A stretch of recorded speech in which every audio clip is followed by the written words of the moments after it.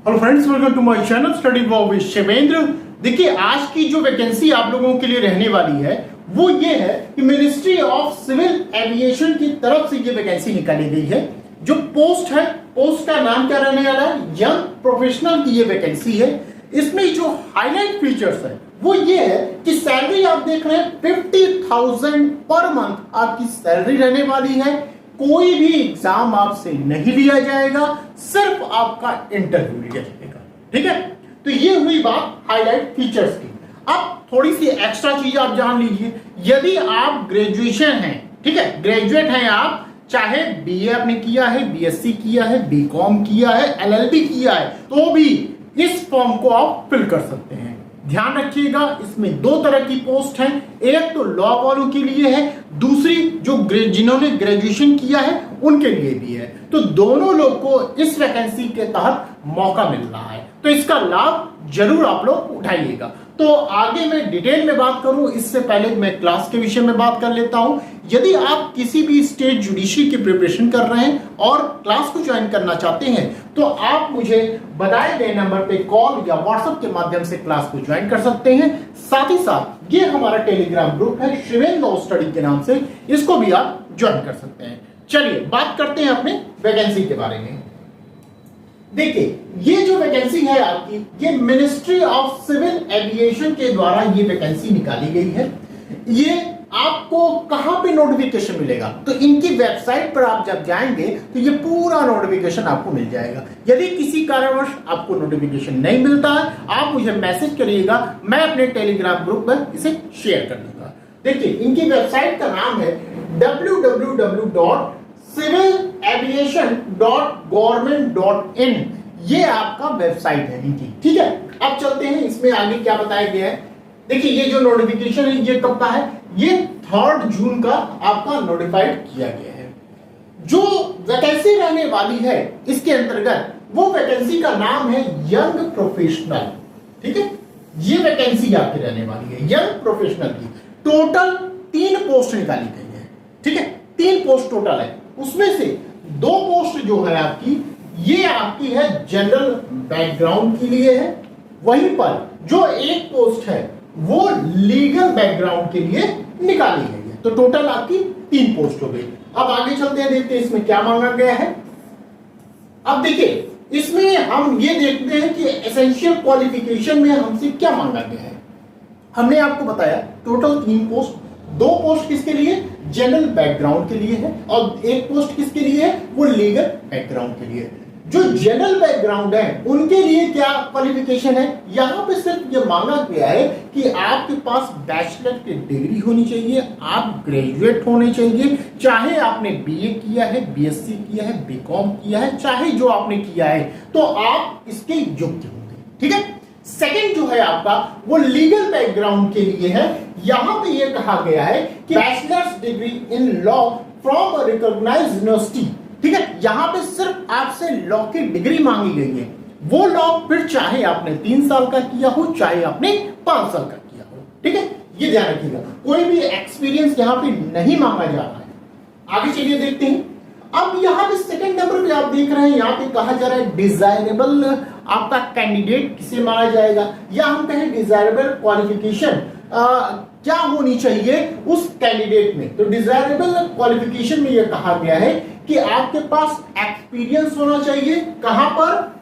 इन aviation sector में, और उसके साथ साथ वर्क एक्सपीरियंस होना चाहिए इन गवर्नमेंट ऑर्गेनाइजेशन में। ठीक है, यदि आपके पास ये चीजें हैं तो आप क्या है, डिजायरेबल क्वालिफिकेशन को धारण करते हैं। ठीक है, ये ध्यान रखिएगा, ये मस्ट नहीं है, लेकिन ये है कि डिजायरेबल कैंडिडेट कौन होंगे। जो अगर इनके पास ये चीजें हैं तो वो डिजायरेबल कैंडिडेट उनके अंतर्गत होंगे। ऐसा नहीं है कि अगर आपके पास ये डिग्रियां हैं तो आप फॉर्म नहीं फिल कर सकते हैं, लेकिन अगर आपके पास ये एक्स्ट्रा चीजें हैं तो आप उनसे सुपर होंगे। ठीक है, ये बस कहने का मतलब यहां पर।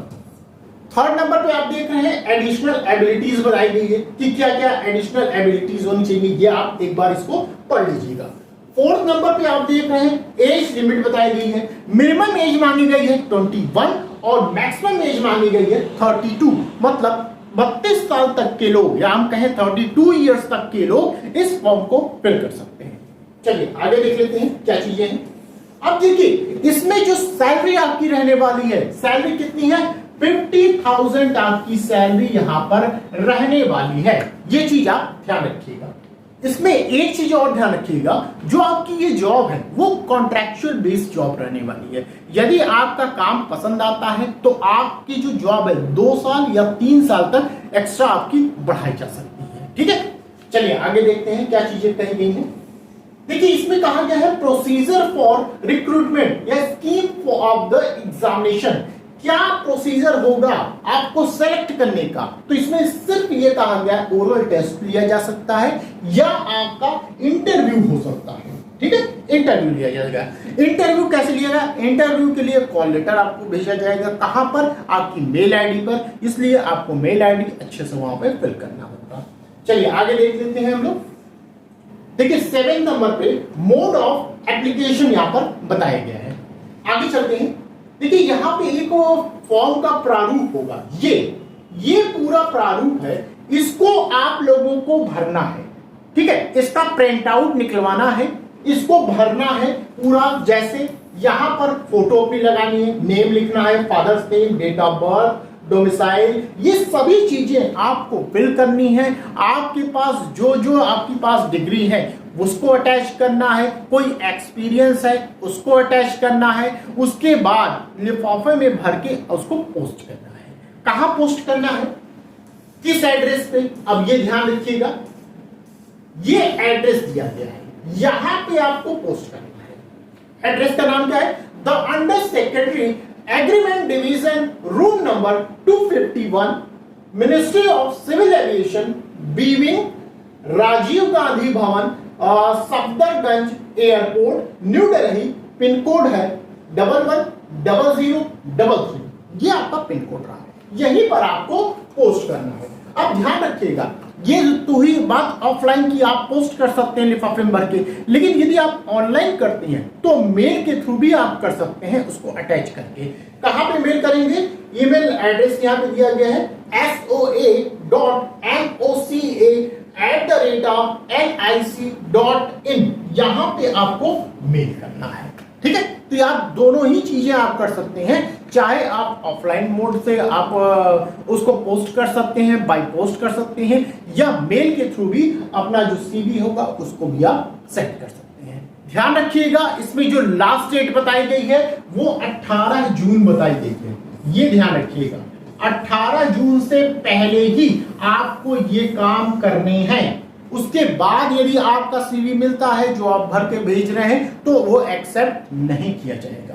एक चीज और ध्यान रखिएगा, जो फी है वो आपका फ्री होगा, कोई भी फीस यहां पर नहीं लग रही है, इस बात का भी ध्यान रखिएगा। इस तरह मैंने पूरी जानकारी आपको इस वैकेंसी के बारे में बता दी। आई होप मेरे द्वारा बताई गई जानकारी आपको पसंद आई होगी। यदि ये जानकारी पसंद आई हो तो प्लीज वीडियो को लाइक कर दीजिएगा, शेयर कर दीजिएगा, और चैनल पे यदि आप नए हैं तो चैनल को सब्सक्राइब कर दीजिएगा। तो बस आज के लिए इतना ही, फिर मिलते हैं नेक्स्ट वीडियो में। Thank you.